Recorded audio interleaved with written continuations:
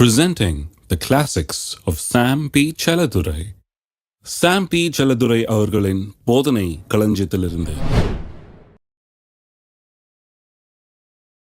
கிரேக்கன் என்றும் யூதன் என்றும் வித்தியாசமே இல்லை. எல்லாருக்கும் கர்த்தரானவர் தம்மை தொழுது கொள்கிற யாவருக்கும் ஐஸ்வர்ய சம்பன்னராய் இருக்கிறார்.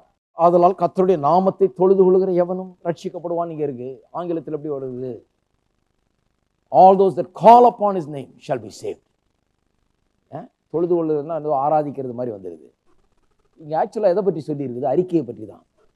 தம்மை நோக்கி கூப்பிடுகிற யாவருக்கும், அப்படின்னா தம்மை அறிக்கை செய்கிற யாவருக்கும், வாயை திறந்து தன்னை ஆண்டவர் என்று சொல்லுகிற யாருக்கும், வாயை திறந்து தேவனுடைய வாக்குத்தத்தங்களை சொந்தமாக்குகிற யாவருக்கும் அவர் ஐஸ்வர்ய சம்பன்னராக இருக்கிறார். அவர் ஐஸ்வர்ய சம்பன்னராக இருக்கிறார். உங்களுக்கு அந்த ஐஸ்வர்யம் வந்து கிடைக்குமாங்கிறது எதுல இருக்குது? நீங்கள் அந்த ஐஸ்வர்யத்தை வாயை திறந்து கூப்பிட வேண்டும். ஐஸ்வர்யமே வா. ஹலோ, எங்க அங்க போற, இங்க வா, நீ என்னுடையது. இருக்கீங்களா? கூப்பிடுறீங்களா? இல்லாதவைகளை இருக்கிறவைகளை போல அழைக்கிற தேவன். ஐஸ்வர்யம் இருக்குது, எல்லாம் அவருக்குள்ள இருக்குது.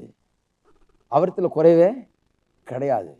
நான் இந்த பூமியில இருந்து கொண்டு அவருடைய ஐஸ்வர்யத்தை என்னுடைய வாயினாலே நான் அழைக்க வேண்டும். அழைக்கும் போது அது எனக்கு உண்டாகிறது. இருக்கீங்களா?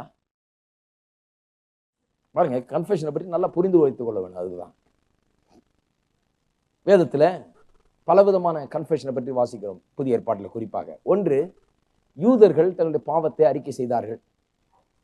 மத்தேயு எழுதின சுவிசேஷம் 3ஆம் அதிகாரம் 5-6 வசனங்கள்ல வாசிக்க போறதில்லை. அங்கே எழுதி இருக்கிறது, யோவான் ஸ்நானத்தில் வந்து ஜனங்கள் ஞானஸ்தானம் பெற்றார்களாம். தன்னுடைய பாவங்கள் எல்லாம் அறிக்கையிட்டு மனம் திரும்பி வந்து யோவான் ஸ்நானத்தில் ஞானஸ்தானம் பெற்றது. யார் பெற்றது? யூதர்கள். அவர்கள் ஏற்கனவே தேவனுடைய பிள்ளைகள், பாவம் செய்து விலகி போனார்கள். இப்போ வந்து பாவத்தை அறிக்கை செய்து அவர்கள் ஞானஸ்தானம் பெறுறாங்க. அது ஒரு பாவ அறிக்கை. தேவனுடைய உடன்படிக்கையின் மக்கள் பாவம் செய்து தேவனை விட்டு தூரமாக போனதுனால வந்து பண்ற பாவ அறிக்கை. ரெண்டாவது அறிக்கை வந்து தி கன்ஃபெஷன் ஆஃப் எ சின்னர், ஒரு பாவியினுடைய அறிக்கை. அதாவது யூதன் இல்லை, எந்த பாவியும் தேவனிடத்தில் வரும்போது அவன் அறிக்கை பண்ணுகிறான். என்ன அறிக்கை பண்றான்? பாவியினுடைய அறிக்கை என்னன்னா பாவ அறிக்கை கிடையாது. அவன் என்ன அறிக்கை பண்றான்? இயேசுவை ஆண்டவர் என்று அறிக்கை பண்றான். அதுதான் ரோமர் 10:8-10 வசனங்கள். ஒரு பாவி வந்து எப்படி ரட்சிக்கப்படுறான்? அவன் வந்து வாயினால என்ன பண்றான்? இயேசு ஆண்டவர் என்று அறிக்கை செய்கிறான். தேவன் அவரை மரித்தோரிலிருந்து எழுப்பினார் என்று அறிக்கை செய்கிறான். இன்றைக்கு நீங்கள் ரட்சிக்கப்பட வேணுமா? ரொம்ப சிம்பிள். நீங்க ஒன்றும் போய் அழ வேண்டியதில்லை, நான் பாவி பாவி பாவின்னு. நான் ஒரு கூட்டத்துக்கு போயிருந்தேன் பாருங்க, கொஞ்சம் பேர் முன்னால் வந்திருந்தாங்க அவங்க ரட்சிக்கப்படுறதுக்கு. அங்கே ஒருத்தர் சொல்றாரு, தம்பிமார்களா, இல்லை யூத் மீட்டிங் பாருங்க, யூத்தை போட்டு அந்த காலத்தில் ஒரு வழியாக்குனாங்க. அவன் பாவம் வந்துட்டான், மனம் திரும்புறதுக்கு வந்துட்டான், எல்லாம் வந்து ரெடியாக வந்து ஏற்றுக்கொள்றதுக்கு வந்துட்டான். வந்த பிறகு சொல்றாங்க, நீ அவ்வளோ சீக்கிரம்லாம் நீ ரட்சிக்கப்பட முடியாது, பொல்லாத பயல்கள் நீங்கள். போய் என்ன பண்ணு, 3 நாள் அழுது கண்ணீர் விட்டு ஜெபம் பண்ணு, கர்த்தர் உனக்கு எல்லா பாவத்தையும் காமிப்பார். அந்த பாவத்தையெல்லாம் அறிக்கை செஞ்சுட்டு டிவி ஸ்க்ரீனில் வர்ற மாதிரி வரும், அப்படியே ஸ்கிரிப்ட் ரோல் ஆகிற மாதிரி இருக்கும். பார்த்து ஒன்றுன்னா அறிக்கை செஞ்சுட்டு அப்புறம் 3 நாள் பொறுத்து வந்து சொல்லு, நாங்கள் பார்த்து எல்லாம் செக்அப் பண்ணிவிட்டு அப்புறம் உனக்கு நீ ரட்சிக்கப்படலாமா என்னன்னு சொல்கிறோன்றாங்க. எனக்கு ஆச்சரியமாக இருக்குது. அப்போவே எனக்கு தெரியாது சரி கிடையாது, ஏதோ தப்பு, நீ இந்த அளவுக்கு விவரமாக தெரியாது எனக்கு. அப்போ வேத வசனம் பாவியாக வர்றவன பாவத்தை அறிக்கை இட சொல்லலை. அவன் பாவியாக வந்து ஏற்றுக்கொள்றேன்னு வரும்போது அவன் என்ன சொல்கிறான்? நான் பாவின்னு தான் அங்கீகரிச்சுட்டான். பாவின்னு அவனுக்கு தெரியுது, ரட்சகர் தேவைன்னு புரிஞ்சிருச்சு. ஆகவே பாவத்தை அறிக்கை செய்கிறது அங்கே முக்கியம் கிடையாது. அவன் யார் அறிக்கை செய்யணும்? இப்போ இயேசுவை அறிக்கை செய்யணும். இந்த பாவத்தை அறிக்கை செய்ய சொல்கிற இடத்துலலாம் பாருங்க, எத்தனையோ பேர் கிறிஸ்தவ கோயிலுக்கு போயிட்டு தான் பாவி பாவி பாவின்னு அறிக்கை செஞ்சுட்டு வருவாங்க. அறிக்கை செஞ்சுட்டு வீட்டுக்கு போனோன்னா பாவிய மாதிரியே உணர்வாங்க. ஏன்னா நம்ம என்ன அறிக்கை செய்கிறோமோ அப்படிதான், அப்படிப்பட்ட உணர்வுகள் தான் நமக்குள்ள இருக்கும். நீங்கள் நாளெல்லாம் சொல்லி பாருங்க, நான் ஏழை நான் ஏழை நான் ஏழை, குப்பை நான் குப்பை குப்பை, தூசி தூசி தூசி, ஒன்றுத்துக்கு உதவான்னு சொல்லி பாருங்க. ஒரு 4 நாள் சொன்னீங்கன்னா அப்படியே தூசி மாதிரி தான் உணர்வீங்க. அது அப்படி ஆயிடும். அப்போ கிறிஸ்தவர்கள்லாம் வந்து நான் பாவி பாவின்னு அறிக்கை செய்கிறதுனால பாவியாக உணர்ந்துக்கிட்டு அதுலேருந்து வெளியே வர முடியாமல் இருக்கிறாங்க. வேத வசனம் சொல்லுது, பாவியின் அறிக்கை செய்யாத, இயேசுவை ஏற்றுக்கொள்றதுக்கு இயேசுவை ஆண்டவர்னு அறிக்கை செய்ய, அவ்வளவுதான். இயேசுவை ஆண்டவர்னு அறிக்கை செய்த உடனே தேவனுடைய பிள்ளையாக உணர்வாய். இயேசு ஆண்டவர்னு அறிக்கை செய்த உடனே உன்னுடைய உணர்வுகள் கூட நாளைக்கு மாற ஆரம்பிக்கும். ஏன்னா தேவனுடைய பிள்ளை என்கிற ஒரு எண்ணம் உனக்குள்ள உண்டாகும். அது பாவிகளுடைய அறிக்கை. அவன் வந்து என்ன பண்றான்? பாவியா இருந்தாலும் அவன், ஆண்டவரே நீர் எனக்காக மரித்தீர், உயிரோடு எழுந்தீர், நீர் ஆண்டவர்னு அறிக்கை செய்யறான். மூன்றாவது, confession of sins by the believer. 1 யோவான் 1:9 சொல்லப்பட்டிருக்கிறது. நம்முடைய பாவங்களை நாம் அறிக்கை செய்தால் அவள் எல்லாவற்றையும் மன்னித்து சுத்திகரித்து கழுவி நம்மை சுத்தமாக்க அவர் உண்மையும் நீதி உள்ளவருமாய் இருக்கிறார். கழுவாரா கழுவ மாட்டாரா? பாவம் செஞ்சால் அறிக்கை செய்ய வேண்டியதுதான். பாவம் விசுவாசியாக இருக்கிறீர்கள், பாவம் செய்தால் அதை அறிக்கை செய்யும். அது ஒரு விதமான அறிக்கை. ஆனால் அந்த 4வது அறிக்கையை தான் நான் இங்கே தரவா டீச் பண்ண விரும்புகிறேன். அது என்னவென்றால் 4வது விதமான அறிக்கை. 1 யோவான் ஸ்நானன் காலத்தில் யூதர்கள் தங்களுடைய பாவங்களை அறிக்கை செய்து வந்தது. 2வது பாவி இயேசு ஆண்டவர்னு அறிக்கை செய்து. 3வது விசுவாசி பாவம் செய்கிறப்ப தன்னுடைய பாவத்தை அறிக்கை செய்து அதை சரி பண்ணி கொள்கிறது. 4வது அறிக்கை தான் ரொம்ப முக்கியம் பாருங்க. ஏன்னா இதெல்லாம் மற்றதெல்லாம் எப்போ ஒரு நேரம் நடக்கிறது. பாவி இயேசு ஆண்டவர்னு ஒரு தடவை தான் அறிக்கை செய்தால் போதும். சும்மா அறிக்கை செய்துட்டு இருக்க வேண்டியதில்லை. ஒரு தடவை அறிக்கை செய்தால் அவன் இயேசு ஆண்டவர் ஆயிடுறாரு அவனுக்கு, இல்லையா?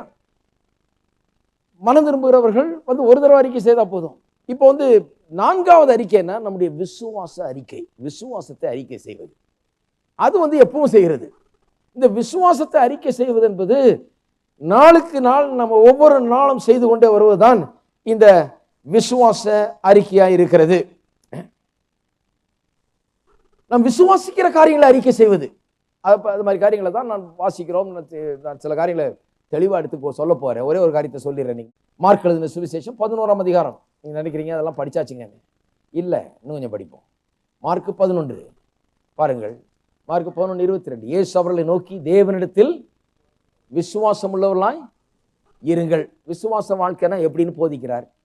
எப்படி விசுவாசம் உள்ளவர்களாக இருக்கிறது, எப்படி விசுவாசிகளாக இருக்கிறது, எப்படி விசுவாச வாழ்க்கை வாழுகிறது. இயேசுவை கேட்டிங்கன்னா அப்படின்னு சொல்லுவார். எவனாகிலும், திரும்பியும் சொல்லுங்க, எவனாகிலும். மறுபடியும் அங்கே வருது பாருங்க, ஹூசோ எவர். நாங்கள்லாம் சின்ன பிள்ளைகளாக இருக்கும்போது ஒரு பாட்டு போடுவோம், ஹூசோ எவர் மீனத் மீன். ஞாபகம் இருக்கா உங்களுக்கு? யாருக்காது? நீங்கள்லாம் ரொம்ப மாடர்ன் டே ஆளுங்க போல இருக்கு. நான் அந்த காலத்து ஆளு. ஹூசோ எவர் மீனத் மீ அப்படின்னா என்ன அர்த்தம்? எவனாகிலும் என்று சொன்னால் அதில் நானும் இருக்கிறேன். அது அர்த்தம் என்ன? அதில் நானும் இருக்கிறேன்னு அர்த்தம். இதை பாடுவோம், சண்டே ஸ்கூல்லலாம் பாடுவோம், ஹூசோ எவர் மீனத் மீன். அப்படி ஒரு பாட்டு இருக்குது. அது வேத வசனத்திலிருந்து அந்த சத்தியம் பாருங்க. நாங்கள் சும்மா பாடினோம், அப்போ தெரியாது வேத வசனத்தில் இருக்குது. யோவான் 3:16 அங்கே ஒரு whosoever இருக்குது. God so loved the world that he gave his only begotten son that whosoever believeth in him. அவரை விசுவாசிக்கிற எவனாகிலும் கெட்டு போகாமல் நித்திய ஜீவனை அடையும்படிக்கு. எவனாகிலும். அந்த யோவான் 3:16 எவனாகிலும்னா எவனாகிலும்னு அர்த்தம். ஒத்துக்கிறீங்களா?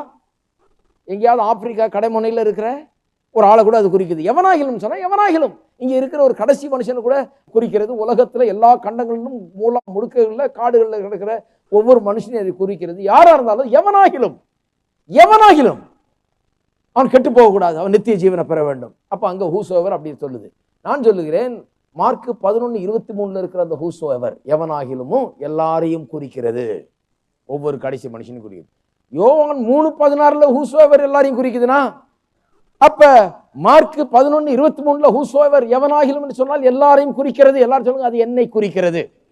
ஹூசோவர் மீனத் மீ, நான் அதில் இருக்கிறேன். அப்ப நான் மலையை பெயர்க்கக்கூடியவனா இருக்கிறது விசுவாச வாழ்க்கை. என்ற சூழ்நிலையில் நான் மாற்ற முடியும்.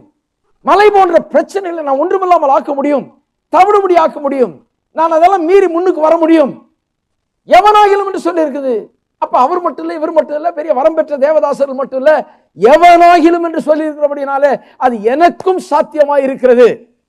எவனாகிலும் இந்த மலையை பார்த்து நீ பெயர்ந்து சமுத்திரத்தில் தள்ளிடுவோம் என்று சொல்லி தான் சொன்னபடியே நடக்கும் என்று தன் இருதயத்திலே சந்தேகப்படாமல் விசுவாசி. பார்த்தீங்கன்னா திருப்பியும் மத்தேயு 12 வாசித்தது அது அப்படியே தீமை. இருதயத்தின் நிறைவினால் வாய் பேசும் நல்ல மனுஷன் தன் நல்ல பொக்கிஷ சாலையாகிய தன் இருதயத்திலிருந்து நல்லவைகளை கொண்டு வருகிறான்.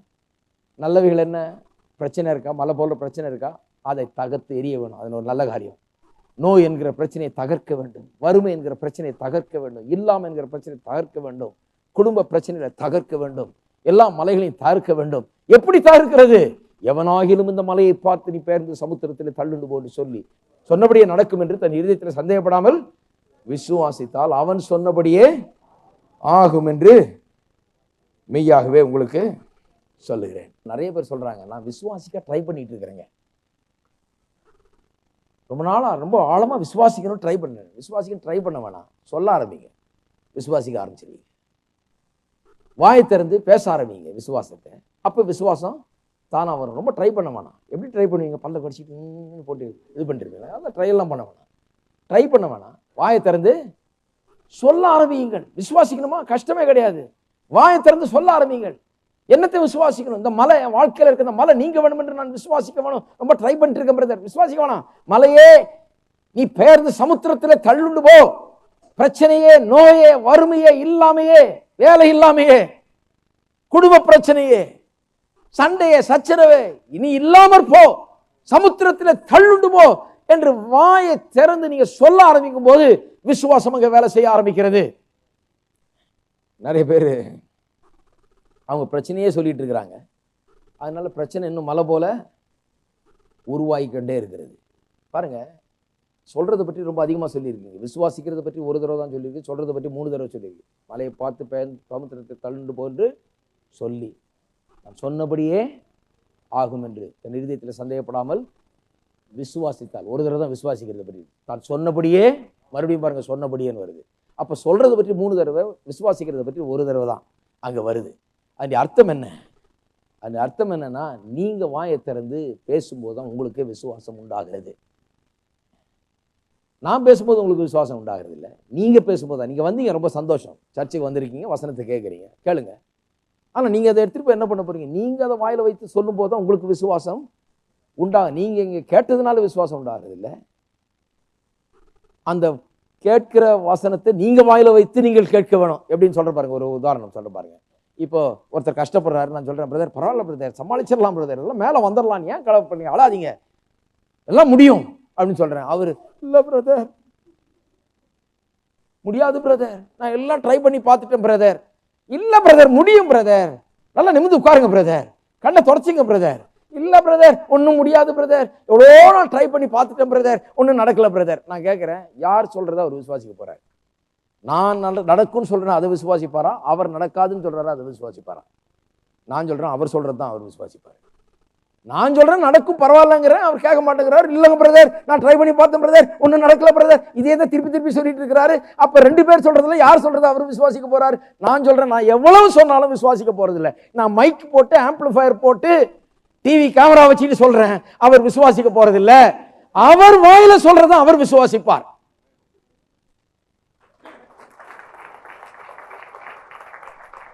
அப்ப உங்க வாயால சொல்றது எவ்வளவு முக்கியம் பாருங்க. நீங்க சொல்றதுதான் நீங்க விசுவாசிக்க போறீங்க. அப்ப நான் எவ்வளவு சொன்னாலும் அது ஒண்ணும் செய்ய போறது இல்ல.